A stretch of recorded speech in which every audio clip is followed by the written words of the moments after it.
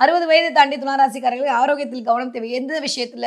வயிறு சம்மந்தப்பட்ட விஷயத்துல மட்டும் தான். கழிவுகள் போகக்கூடிய விஷயத்துல. என்ன மேடம் அதையே சொல்றீங்கன்னா, கொஞ்சம் அப்படிதான். ஏன்னா ராகு, குரு சேர்க்கை நான் சொன்ன மாரி வயித்த மட்டும் தான் இண்டிகேட் பண்ணும். வயிறு சம்மந்தப்பட்ட விஷயம். ராகு எல்லாம் ஃபுட் பைப். ஸோ இந்த இடத்துலருந்து இதுவரைக்கும் நீங்க இல்ல, நான் இல்ல, எந்த ராசிக்காரர்களா இருந்தாலும் கொஞ்சம் ஒரு மாரியான அசௌகரியத்தை குடுக்கக்கூடிய தன்மையில் தான் ராகுவுடைய, குருவுடைய பொசிஷன் இருக்குன்றத முன்னிட்டு, அதுவும் துலா ராசிக்காரர்களுக்கு கொஞ்சம் வயிறு சம்மந்தப்பட்ட பிரச்சனை.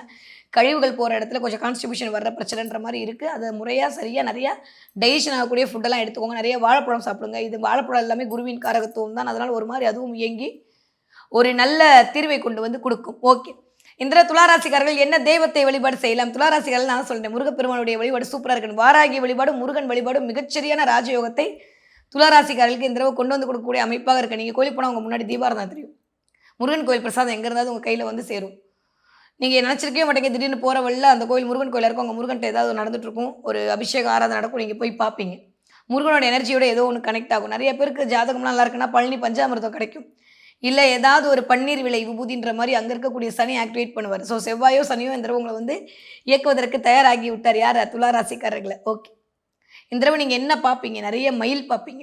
மயில் பார்த்தீங்கன்னா கமெண்ட்ல சொல்லுங்க. நெறைய தோகை விரித்த மாரி மயில் பார்க்கறது, எஸ்பெஷலி வெள்ளை மயில் பார்க்கறது.